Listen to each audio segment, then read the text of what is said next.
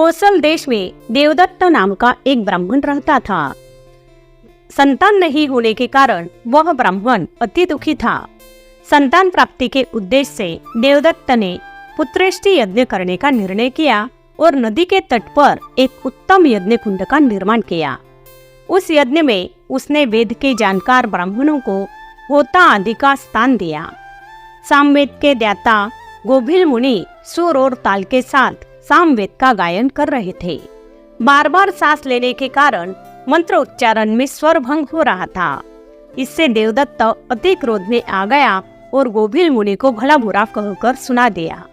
देवदत्त ने मुनि से कहा, मुनिवर, तुम बड़े ही मूर्ख हो। मैं यहाँ पर पुत्र न होने के दुख से मुक्ति पाने के लिए अति कठिनता से इस यज्ञ को संपन्न करने की कोशिश कर रहा हूँ और आप यहाँ बेसुरे स्वर उच्चार मेरे इस यज्ञ में भंग उत्पन्न कर रहे हैं। देवदत्त की यह बात सुनकर मुनि को भी बड़ा क्रोध आ गया और उन्होंने देवदत्त को शाप दिया और कहा कि देवदत्त, तुम्हें शब्दहीन मूर्ख पुत्र प्राप्त होगा और उसमें शठता भी भरी होगी।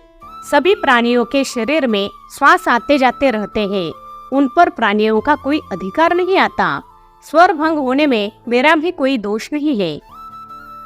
मुनि का यह शाप सुनकर देवदत्त भयभीत हो गया और वह मुनि से कहने लगा, मुनिवर, पहले ही मुझे पुत्र नहीं होने का बहुत दुख है और अब आपने शाप दे दिया कि मुझे मूर्ख पुत्र उत्पन्न होगा।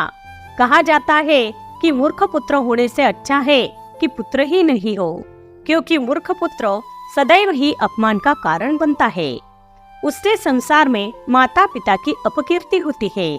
वह घर परिवार में बोझ बनकर ही रह जाता है। मैंने अपने कष्ट निवारण हेतु यह यज्ञ कराया था, किंतु मुझे तो कष्ट निवारण के स्थान पर उससे अधिक भयानक कष्ट मिल गया। इसलिए आप कृपा कीजिए और इस शाप से मुक्त होने का उपाय बताइए। यूं कहकर देवदत्त गोभल मुनि के पैरों में पड़ गया। महात्माओं का क्रोध शीघ्र ही शांत हो जाता है। देवदत्त की यह वाणी सुनकर मुनि का हृदय द्रवित हो गया और उन्होंने देवदत्त से कहा, देवदत्त, तुम्हारा पुत्र मूर्ख होगा और कुछ समय बाद फिर से बुद्धिमान हो जाएगा। मेरा यह वचन अवश्य ही सिद्ध होगा। मुनिवर की यह बातें सुनकर देवदत्त के मुख पर मुस्कान छा गई और उसने अंतिम आहुति देकर यज्ञ को पूरी तरह संपन्न कर दिया। बाद में सारे मुनिगण अपने अपने स्थान को चले गए। कुछ महीनों बाद देवदत्त की स्त्री का गर्भ रह गया और उसने एक पुत्र को जन्म दिया। पुत्र उत्पत्ति के बाद देवदत्त को बहुत प्रसन्नता हुई।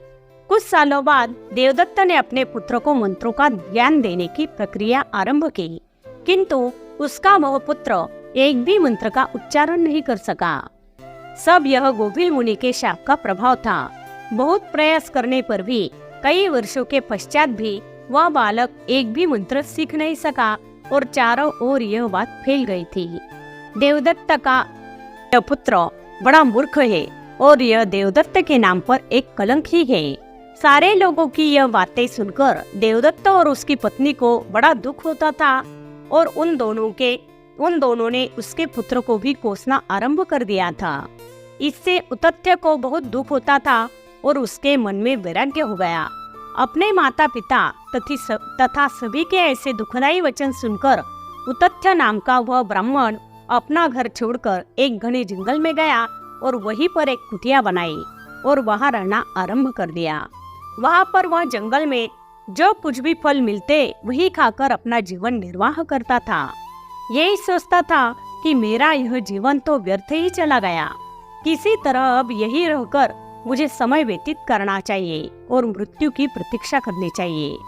वह ब्राह्मण कभी झूठ नहीं बोलता था। उसने एक नियम बना लिया था कि वह कभी भी झूठ नहीं बोलेगा। इस कारण आसपास के सभी आदिवासियों में उतथ्य सत्यव्रत के नाम से जाना जाने लगा। सत्यव्रत बड़ा ही दयालु था। कभी किसी को हानि नहीं पहुंचाता था, ना ही किसी का कभी बुरा चाहता था। वह होने के शापवश मूर्ख होने के कारण उस जंगल में रहकर किसी तरह अपने प्रारब्ध को भोग रहा था। एक दिन जंगल में एक शिकारी शिकार खेलते हुए आया और उसने एक सुअर को अपने बाणों से घायल कर दिया। वह सुअर खून से लथपथ होकर मुनि के आश्रम के सामने से ही जाकर झाड़ियों में छुप गया। कुछ देर बाद जब वह शिकारी मुनि के पास आया और उनसे पूछा, क्या तुमने यहाँ पर किसी सुअर को जाते देखा है? शिकारी को यह बात मालूम थी कि सत्यव्रत कभी झूठ नहीं बोलता और ना ही किसी के साथ धोखा करता है। उसने कहा, ब्राह्मण, मैं सुअर को मारना यह काम है। अपने पत्नी और पुत्रों के भोजन के लिए यह काम कर रहा हूँ। शिकार कर अपने परिवार का पेट भरना ही मेरा काम है।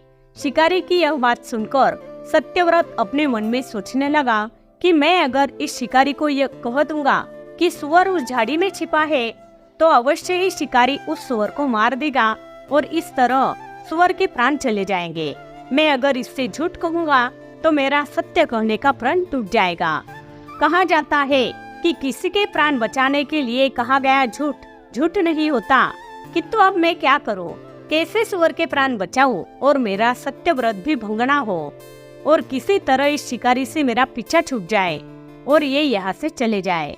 इतना सब सोच विचार करने पर भी वह किसी भी निर्णय पर नहीं पहुंच सका। सत्यव्रत ब्राह्मण ने खून से लथपथ उस सुअर को देखकर ए शब्द का उच्चारण किया था। यह महासरस्वती का वगबीज मंत्र का कुछ भाग है जो ए है। यह उच्चारण सुनकर देवी सरस्वती अति प्रसन्न हो गई और उन्होंने प्रसन्नतावश सत्यव्रती ब्राह्मण को बुद्धि प्रदान कर दी। इससे वह अति बुद्धिमान हो गया और शिकारी से कहा, देखने वाली आंखें बोलती नहीं और बोलने वाली जिह्वा ने कुछ देखा ही नहीं। तुम क्यों अपना कार्य साधने के धुन में लगे हुए बार बार मुझसे प्रश्न कर रहे हो? ब्राह्मण सत्यव्रत की यह बात सुनकर वह शिकारी सुअर को पाने की इच्छा को त्याग कर वहां से चला गया। इस तरह सत्यव्रत ने देवी की कृपा से अपने मूर्खता से मुक्ति पाई और स्वयं और एक दूसरे वाल्मीकि ही बन गए। देवी के वगबीज मंत्र के उच्चारण से सत्यव्रत ब्राह्मण की बुद्धिमान होने की एक कथा मनुष्य को सारे पापों से मुक्त कर देती है, आदि शक्ति की भक्ति प्रदान करती है और उनमें अपार श्रद्धा का भी जागृत करती है।